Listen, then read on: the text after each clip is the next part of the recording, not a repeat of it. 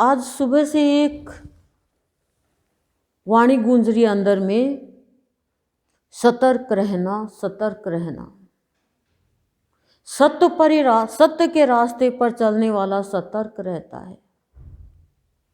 आप देखो, आपका पति या आपका बच्चा या आपका कोई भी परिजन बाहर जाता है तो हम कहते हैं सतर्क रहना, किसी की बातों में मत आ जाना। कोई कहीं गाड़ी में बैठ जा तो बैठना मत,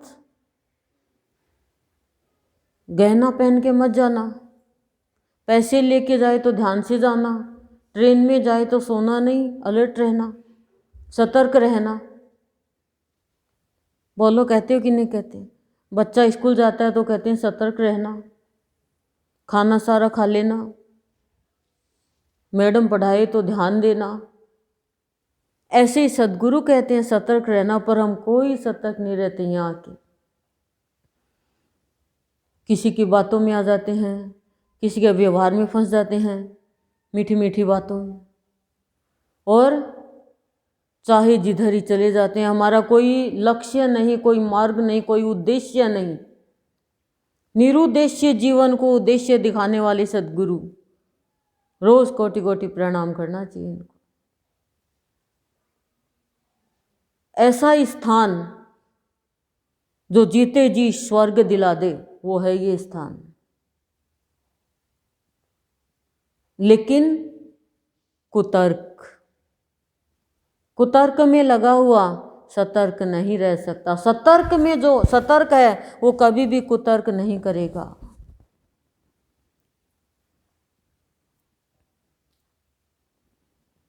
तो जो भी अवगुण है, जो भी बुराई है, वो सब भगवान के चरणों में आज छोड़ के जाओ। क्यों? क्योंकि जब भाव आ जाता है तो वो कहता मैं मंदिर नहीं जाऊंगा। मंदिर तो मैं इतने साल जाते हो गए मुझे, लेकिन मेरे अंदर का भाव ही नहीं बदला। शिव ने मुझे शिव ने बनाया, राम ने मुझे राम ने बनाया, श्याम ने मुझे श्याम ने बनाया, और मुझे मेरे ही भीतर कुछ नहीं दिखाया, और मैं करता ही बनता रहा, मैंने किया मैंने किया मैंने किया। लेकिन हे सद्गुरु, तूने तेरे दर पर बुलाकर वो सब छुड़ा दिया स्थूल का, जिससे मुझे अशांति मिलती थी, भटक रही थी, गुमराह जीवन था। अब प्रिय को देखा। प्रिय कौन है? ईश्वर है। किसमें? साकार में भी और निराकार में भी। कैसे? साकार में कैसे? साकार में मनुष्य के रूप में, और निराकार में यानी जो कुछ भी कार्य होता है वो निराकार है, जिसका कोई आकार नहीं। उसमें भी मैंने तेरी कृपा को ही देखा। बस ये देखना आ जाता है मनुष्य को। पर एक बात का ध्यान रखना, पहला पॉइंट, सत्य के रास्ते पे चलने वाला सतर्क रहता है, कभी भी कुतर्क नहीं करता। दूसरी जो बात बताने जा रही हूँ वो गुरु की कृपा। गुरु की कृपा जिसके ऊपर हो जाएगी, वो स्थूल का मांगना चाहेगा तो भी नहीं मांग सकता। इस बात को आप ध्यान में रख लेना। उसको मिलेगा सब कुछ, पर वो मांगेगा तो उसको ही मांगेगा। किसको? अपने भगवान को। वो उसको लिए फिरेगा। आप मारवाड़ी में गाते हो, सासू लड़ मत न्यारी कर दे, मेरे बाप को जवाई मेरे सागर कर दे। हैं? बाप को जवाई, सासू को बेटो नहीं है। बोलते हो ना, ऐसे भक्ति में है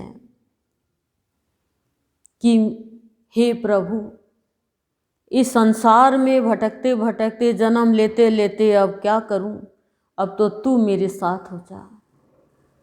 बाबा भक्ति ऐसी दे दे, गुरु मेरे साथ कर दे। बाबा ही करेगा ये। गुरु की विशेष कृपा है। वो प्राणी स्थूल में कुछ भी नहीं मांगेगा, वो मांगना चाहेगा वो, लेकिन गुरु नहीं मांगने देगा। जिससे गुरु जिसके ऊपर विशेष कृपा करते हैं कि इसको मेरा भाव देना है मुझे, उसको स्थूल में से निकाल लेता है और सूक्ष्म में डाल देता है। हम स्थूल में ही तो फंसे हुए थे।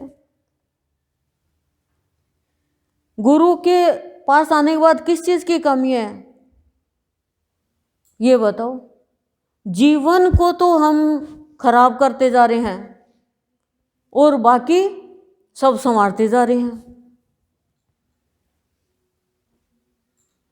रोटी बनाई आपने, रोज ही बनाते होंगे, रोटी बेली और बेल के डाल दी क्या घी लगा के, ले खा ले। क्या करते हो? आग में सेकते हो। बस कर्मकांड की भक्ति है, देवी देवताओं की भक्ति है। वो रोटी तो बेल दी पर वो कच्ची है। क्यों? इतनी सी बात तो सहन नहीं कर पाते। सत्संग से सहन शक्ति आती है। सबसे बड़ी शक्ति ही सहन शक्ति है। बिना सहन शक्ति के आप उन्नति कर ही नहीं सकते, भगवान को प्राप्त कर ही नहीं सकते।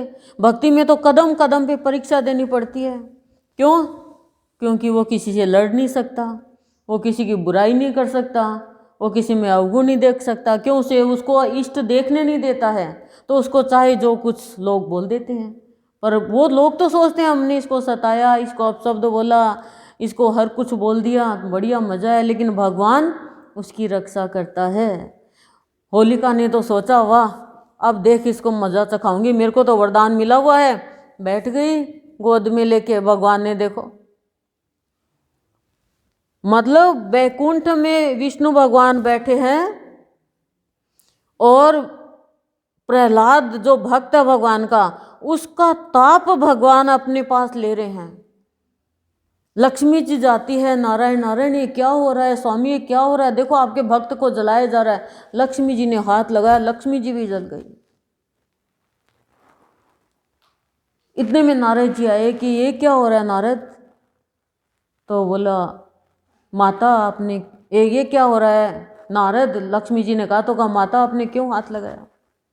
ये एक विद्या है, ये प्राणायाम है कि मनुष्य एक भगवान है या भक्त है, वो दूसरे का ताप अपने ऊपर ले लेता है।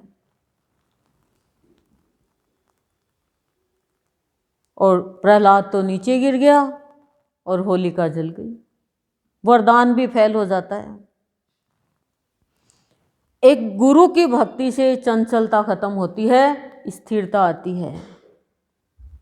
चंचल भक्ति करे थे, आज इसको पूजा, आज ये क्या, थक जाते एकदम। आज ये व्रत के, आज ये व्रत के, आज ये कथा करी, आज ये कहानी करी।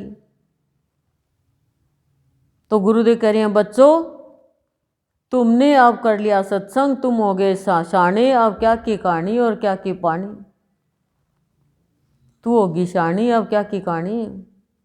क्यों? सत्संग के बाद भी तो शाणपन आता है। फिर बावड़े बने तो बनो भाई, और बावड़े हो तो बावड़े के लिए तो पागल खाना। लेकिन भक्ति में जो पागल हो गया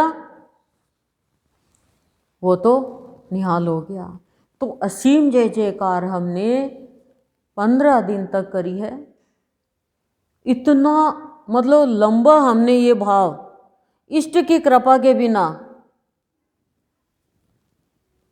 हम ले ही नहीं सकते, कर ही नहीं सकते।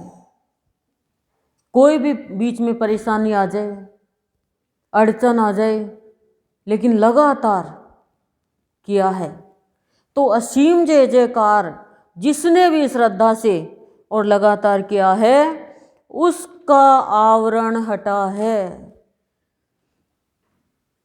जीव और ब्रह्म के बीच का जो आवरण है वो आवरण हटा है।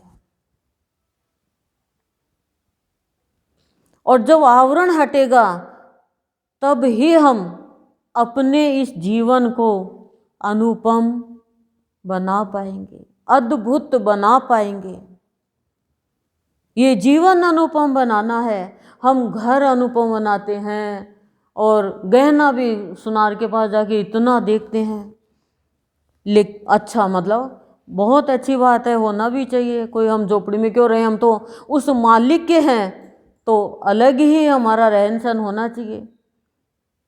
और गृहस्थी में है तो कोई भी चीज़ की कमी नहीं होनी चाहिए। एक भक्त ने कह दिया कि मुझे कुछ नहीं चाहिए, बस तू चाहिए, तो संत ने कहा नहीं, ऐसे मत कहो। यदि हम एक सुई भी नहीं रहेगी ना तो भी दिक्कत आ जाएगी। हमें सारी चीज़ की ज़रूरत है। कि पिता ये नहीं कहता पिता से बच्चा कि मेरे सारे खिलौने ले ले, पिता तू आ जा, नहीं, तू भी मेरे पास रहे और खिलौने भी मुझे दे, लेकिन अपनी माया से बचा के रखना मुझे। हमें कहना तो नहीं आता देवी देवताओं की भक्ति में, बोलना तो नहीं आता, व्यवहार तो नहीं करना आता था। हर एक मनुष्य में ईश्वर है, हर एक मनुष्य ईश्वर का अवतार है, लेकिन ना, मैं तो अनपढ़ हूँ, मैं तो अज्ञानी हूँ, मैं कुछ नहीं कर सकती, और बना दिया भजन, मैं पापी तू पुण्यात्मा। भगवान कह रहे हैं तू पापी कैसे है, कैसे पापी है? तू पापी होता तो सुअर होता, कुत्ता होता, गधा होता, ऊंट होता, भालू होता, कोई पशु होता। तू तो मेरा ही रूप है, मेरा ही नाम बदनाम कर रहा है। तू पापी नहीं है, तू पा और पी, पा मेरा भाव और पी जा अमृत समझ के, फिर पाप की भावना खत्म हो जाएगी, फिर कहाँ पापी रहेगा तू। तो अनुपम जीवन बनता है असीम जय जयकार से। जब आवरण हटता है तो देख पाता है कि वह मेरा कैसा जीवन है। असीम जय जयकार से वास्तव में आवरण हटता है, पर्दा हटता है, सारे पर्दे हट जाते हैं, गलत भावना के, दुर्भावना के, दुर्विचार के, दुर्गुणों के, सारे पर्दे हट जाते हैं। सूरज आ गया, हमने पर्दे लगा के कमरा बंद करके हम सो रहे हैं, तो हम कहेंगे अरे अंधेरा हो रहा, अंधेरा हो रहा। अंधेरा कहाँ हो रहा, सूरज तो आ गया, हमने गलत काम कर रखा है, बंद कर रखा है सब। तो असीम जय जयकार से हमारे ऊपर जो आवरण आया हुआ ना, माया का, मोह का, इनका, ये आवरण हमारा हटता है पूरा का पूरा। आवरण हटते ही आप देखोगे कि मेरा भगवान मेरे भीतर बैठा हुआ है, जो मुझे चला रहा है, जो श्वास ले रहा है। अनुपम जीवन, अद्भुत जीवन सत्संग बनाता है। बहुत ही अनुपम, यानी अच्छा जीवन। अनुपम का मतलब अलौकिक, अद्भुत, अच्छा जीवन, कोई चीज की कमी नहीं, अशांति नहीं, शांति ही शांति। फिर वो कहेगा कि जैसा तू वैसा मैं तेरा ही दूसरा रूप हूँ, मैं अलग नहीं हूँ तेरे से। मेरे भीतर भी तू है और बाहर भी तू है, तू और मैं एक हैं, तो तुम बन गए। नहीं तो तू मैं करते जाओ और जीवन में कुतर्क करते जाओ और खराब करते जाओ। फिर वो कोई भी मान सम्मान में, तेरी मेरी में नहीं जाएगा, अपने जीवन को अनुपम बनाएगा। जब धन है किसी के पास तो वो धनी है, सोना है किसी के पास तो कि भैया इसके पास खूब सोना है तो वो भी धनी है, और कोई प्लॉट है तो भी इसके पास प्लॉट की प्रॉपर्टी है। लेकिन जीवन अनुपम नहीं बनता इनसे। ये सब होते हुए भी जीवन अनुपम उसे कहते हैं जिसके अंदर प्यार है, ईर्ष्या नहीं है, भाव है, अभाव नहीं है, शांति है, अशांति नहीं है, संतोष है, तृष्णा नहीं है, और क्रोध, मोह, लोभ, इनकी जगह त्याग है, उपकार है, परोपकार है, सद्गुण है। ये सब भरा हुआ तो जीवन अच्छा है, अनुपम है। और जब ये है तो आपसे अच्छे काम होंगे, अच्छे काम होंगे तो जीवन अद्भुत बनेगा ही बनेगा। फिर आप तुच्छ, दीनहीन, छोटे नहीं रहोगे। तो कल नई साल है और ये साल जाती जा रही है, ख़त्म होती जा रही है, कुछ पल, कुछ घंटे हैं। तो आप क्या कह रहे हो, साल बीत गई। इस साल में आपके जीवन के भी 365 दिन कम हो गए, आपके जीवन के भी 1 साल कम हो गया। हम क्या कहते हैं, नहीं मैं इतनी बूढ़ी हो गई, मेरे जीवन के इतने दिन कम हो गए, साल कम हो गए, कोई कहता ही नहीं है। जिस दिन ये कहने लग जाओगे, हे भगवान 2021 की साल में 365 दिन, और 365 दिन में आप हिसाब लगाओ जीवन का, कितने दिन आपने सत्संग किया, आपने क्या क्या अच्छा किया, क्या क्या खराब किया। अच्छा किया तो उसमें बढ़ोतरी करो, खराब किया तो उसको अगली साल के लिए कट करो। साल बदल रहा है तो आप भी बदल जाओ। बदला लेने का भाव छोड़ दो, बदल गए ये लोग। बदला लेने का भाव है तो आप नहीं बदले, बदल गया वो बादल बन गया, और नहीं बदला वो बद में चला गया। वो कहाँ भगवान तक पहुँचेगा, बार बार जन्म लेगा, पता नहीं पशु बनेगा कि पक्षी बनेगा, क्या बनेगा। पता है आपको पिछले जन्म में आप क्या थे, आप पता कर सकते हो गुरुदेव की भक्ति करके, पर भीतर से पवित्र तो बनो। असीम जय जयकार से पवित्रता आती है, आवरण हटता है। लेकिन मंदिर जाते जाते पैर घिस जाएंगे, जूतियाँ टूट जाएगी, और वही चिंता, पोते को कौन रखे, पोती को कौन रखे, इसको कौन रखे, उसको कौन रखे। सबका रक्षक भगवान है। फिर एक दिन ऐसा आएगा अकेले ही पड़े रह जाएंगे। तो अपने जीवन को सार्थक करो सबसे पहले, और अपने कर्तव्य का पालन करो, परिवार अच्छे से चलाओ। हमारी भक्ति थोड़ी कहती है कि तुम परिवार से वैराग्य ले लो, ये तो पाप और होता है। शादी करके कोई अपनी पत्नी को छोड़ जाए रोती हुई को, तो क्या गलत नहीं है ये भक्ति कभी भी सफल ही नहीं हो सकती। परिवार में रहकर भी आप भक्ति कर सकते हो, आपको चाय पानी नाश्ता ऐशो आराम सब मिलेगा। भक्ति का मतलब ये थोड़ी कि गृहस्थी त्याग दो, परिवार त्याग दो, इसको छोड़ दो, उसको छोड़ दो, ये काम छोड़ दो, नहीं, खाना पीना छोड़ दो, नहीं।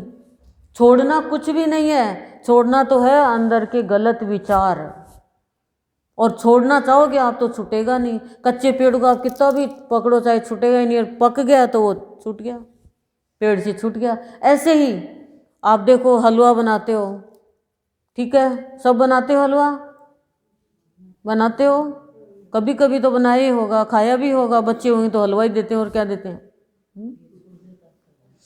तो हलवा बनाते हो तो पहले तो घी में सेकते हो उसको, चाहे दाल का ले लो, आलू का ले लो, आटे का ले लो, और किसी का भी हलवा जो बनाते हो। फिर जैसे ही वो सिक जाता है तो वो सारा घी छोड़ देता है, कढ़ाई छोड़ देता है, छोड़ता है कि नहीं, ऐसे घूमने लग जाता है।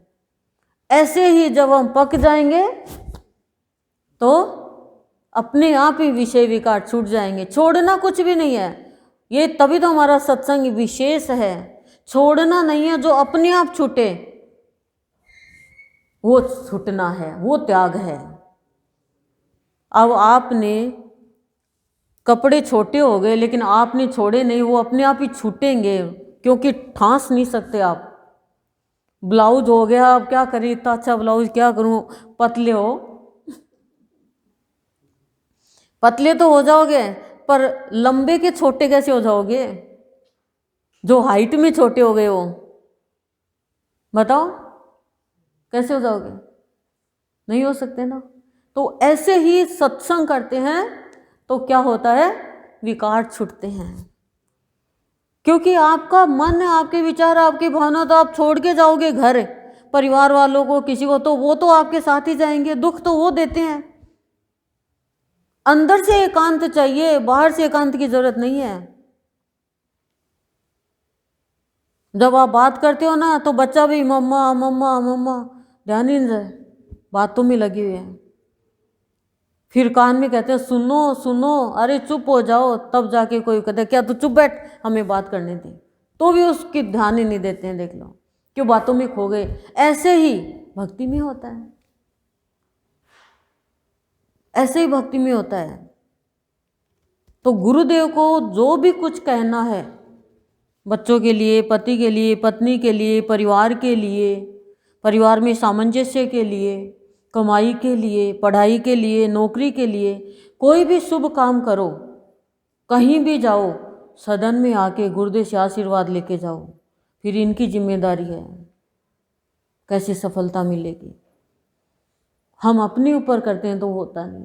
गुरुदेव साथ में जाना, गुरुदेव साथ में जाना, बस गुरुदेव के भरोसे। बच्चे के टाइफाइड निकल रहा है, पेपर देने जरूरी है, पेपर देने के लिए भेज रही है माँ, लेकिन गुरुदेव के भरोसे, गुरुदेव साथ में जाना। मेरे को तो जाने नहीं देते, आप तो अज्ञात हो, आप तो सर्वव्यापी हो। तो भगवान को मनाना आना चाहिए। कैसे मनाओगे? गुरुदेव आप तो दीन दयाल हो, आप तो दीन बंधु हो, आप तो करुणा के सागर हो, आप तो परवरदिगार हो, आप तो सर्वशक्तिमान हो। अपने पति को कैसे मनाती हो? थे बहुत अच्छा हो, तेरा बहुत गुण है, मैं कदे कदे डांटू थाने, लेकिन थार से अच्छे तो मन कोई लागे ही को नहीं, थे ही मेरे लिए सब कुछ हो। ऐसे ही भगवान को, आप सर्वशक्तिमान हो, सर्वव्यापी हो, सर्वगुण संपन्न हो। हे प्रभु मुझ पे भी दृष्टि डालो, मेरे अंदर की भी बुराई निकालो, मुझे मान अपमान से ऊपर उठाओ, तेरी मेरी से ऊपर उठाओ, जाति पाति से ऊपर उठाओ, तर्क वितर्क से ऊपर उठाओ, दीनहीन भाव छुड़ाओ,